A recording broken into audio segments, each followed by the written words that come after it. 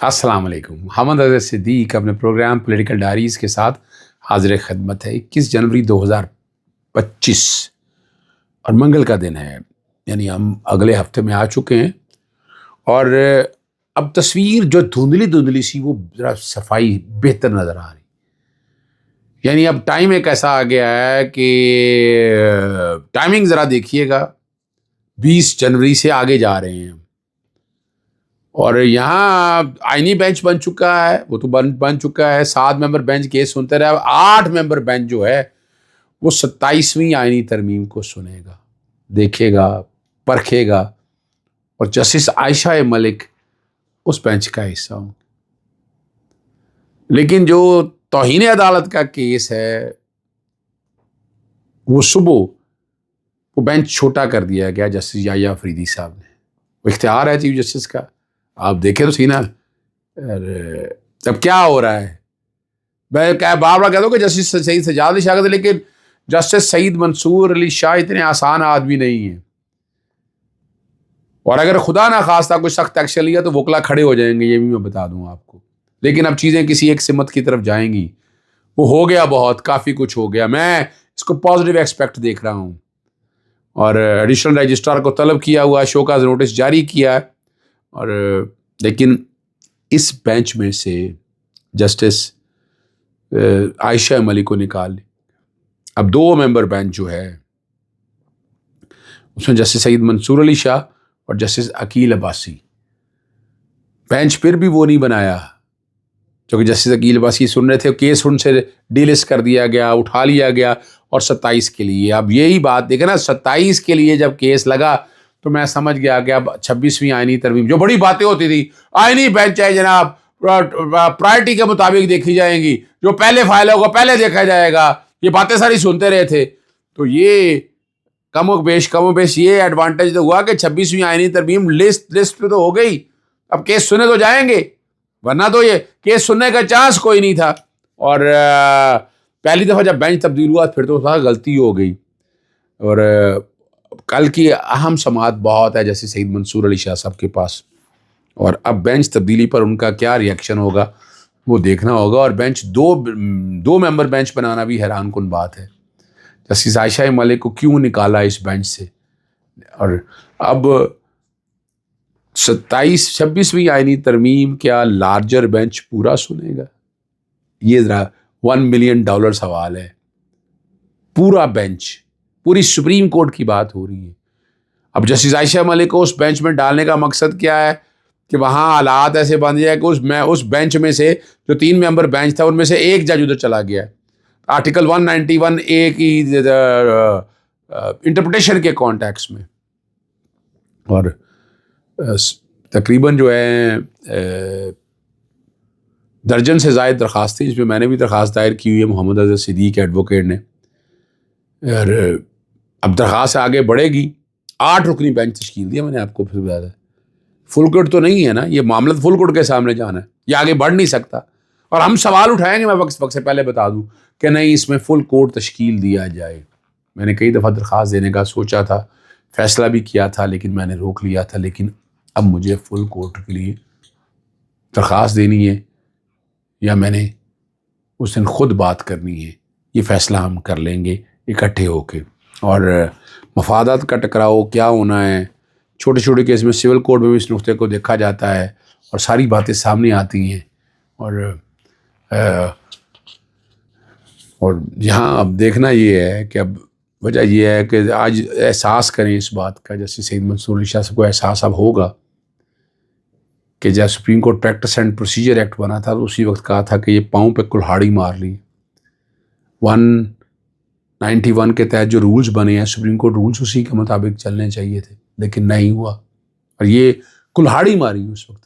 اب بینچ کا جو اختیار دے دیا اس کمیٹی کو، اس کمیٹی میں آپ کو پتہ ہے کہ جب یہ 26ویں آئینی ترمیم کیس لگائی ہے تو جسٹس سعید منصور علی شاہ کو اس بینچ میں میجورٹی سے کر دیا نا. جسٹس سعید منصور علی شاہ کو بتایا ہی نہیں، اور یہ سوال اٹھتا ہے. اور اب ایک بات بڑی واضح ہے، جیسے سعید منصور علی شاہ جو ہے نا سسٹم کے خلاف ایکٹیو ہو گئے. وقت کا تقاضا بھی یہی ہے. جیسے یحییٰ فریدی پر اعتماد تو اب آپ کے سامنے سوال تو اٹھ گئے. ٹھیک ہے نا جی. اور کمال کی بات ہے, سنا ہے کہ شاید کیسز کی سماعت بھی نہیں کریں گے, اور جمعے تک بینچ 1 میں جسٹس منصور علی شاہ بیٹھیں گے. اب یہ نظام اتنا کمزور ہے کہ جسٹس سید منصور علی شاہ کی ایک سماعت پر دوڑیں لگ گئی ہیں. یعنی اندازہ لگائیں یہ کھوکھلا نظام ہے نا, کس پہ کھڑا ہوا ہے, یہ پانی کے بلبلے پہ کھڑا ہوا ہے یہ نظام. کیا کہیں گے اس کو؟ اور میں یہی تو کہوں گا کہ یہ پانی کے بلبلے پہ کھڑا ہے نظام. ہوا نکل گئی ہے سارے سسٹم کے لیے. اب باتیں ہو رہی ہیں, کیا کہیں گے آپ اس پہ؟ لیکن یاد رکھیے گا یہ ملک آگے جانا ہے, اور یہ ملک آگے جائے گا. یہ ایسے نہیں چل سکتا جس طرح سے یہ چلانا چاہتے ہیں. باتیں ہوں گی, تفصیلیں ہوں گی. دیکھیں مسرت جمشید چیمہ نے بھی یہ بات کر دیا کہ 9 مئی والے دن عمران خان سے 12 کالز کی تھی جب وہ گرفتار کر لیے گئے تھے تب بھی, لیکن ایک دفعہ بھی انہوں نے کہا نہیں احتجاج کرنے کا کہا ہے. اور ایجنسی کے پاس کالوں کی ریکارڈنگ ہے اور یہ بڑی بات واضح کرتی ہے. اگر عمران خان نے احتجاج یا تشدد کی ہدایت کی ہوتی تو ایجنسی والی سامنے لے کر آئیں. اور یہ بات بڑی واضح ہے کہ عمران خان صاحب نے ایسی بات کوئی نہیں کی جا کے گراؤ جڑاؤ. میں نے ان کو پرتشدد کارروائیوں کے حوالے سے میں نے بھی نہیں دیکھا انہیں, اور یہ حقیقت ہے, یہ سمجھنے والی بات ہے. اور سوال ہوتے ہیں کہ جو ججز اسلام آباد ہائی کورٹ کے اندر جو نام آئے ہیں, وہ نام ججز کے کانٹیکس میں کہہ رہے کہ یہ نام کہاں سے آئے, کس نے دیے, کیسے ہوا, اور کیسے ایڈیشنل رجسٹرار اپنا جج مقرر ہو گئے ہیں. اب وہ باتیں ہو رہی ہیں نا, ساری سوال اٹھ رہے ہیں نا اس بات کے اوپر. لیکن جس کسی نے بھی نام دیا ہے, اب جوڈیشل کمیشن میں تو یہی ہونا ہے نا جی.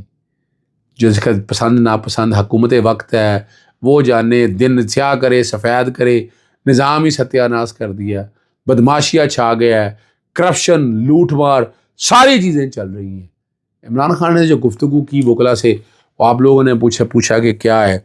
اور القادر یونیورسٹی پروجیکٹ جو ہے نا, ملک ریاض اور NCA کے معاہدے سے سال پہلے سے چل رہا تھا, یعنی یہ پروجیکٹ چل رہا تھا. اور کابینہ کا القادر ٹرسٹ معاملے میں کوئی کردار نہیں. یہ رقم ہم نے سپریم کورٹ منتقل کروائی, کابینہ صرف رازداری کی منظوری دی, کانفیڈینشیلٹی کی, نان ڈسکلوجر ایگریمنٹ کی دی, NDA کی بات ہو رہی ہے. اتنی بڑی رقم جو ہے نا فارن ایکسچینج ایک ساتھ پاکستان آ جائے, اور نام نہاد بند لفافے کو حکومت اور تحقیقات ادارے کھول سکتے ہیں. اس لیے کھول لیں, اس میں کیا لکھا ہے, عوام کو بتائیں کہ دودھ کا دودھ اور پانی کا پانی ہو جائے گا.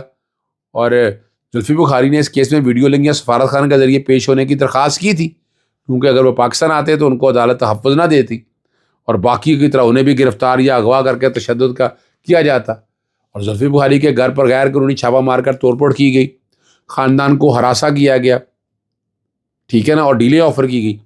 شہزاد اکبر نے بھی کئی مرتبہ گواہ بننے کی پیشکش کی, مگر چونکہ جعلی حکومت کو ان کو بھی پیشکش کی گئی تھی, مگر چونکہ جعلی حکومت اس مقدمے میں مجھے سزا دینے کا فیصلہ کر چکی ہے, اس لیے ویڈیو لنک یا سفارت خانے کے ذریعے پیش ہونے کی اجازت نہیں دی گئی. شہزاد عبدالقبر بھائی کو بھی اغوا کر لیا گیا. اب عمران خان صاحب نے ایک جو بڑی اہم ڈیوٹی لگائی ہے, وہ کیوں لگائی ہے وہ ذرا سمجھنا ہے. سلمان اکرم راجہ اور بیرسٹر گوہر کو چیف جسٹس اور آئینی بینچ کے سربراہ امین الدین کو انسانی حقوق سے متعلق ہمارے مقدمات ترجیحی بنیادوں پر سننے کے لیے خط لکھیں, اور عالمی انسانی حقوق کی تنظیموں کو بھی اس متعلق خط تحریر کریں.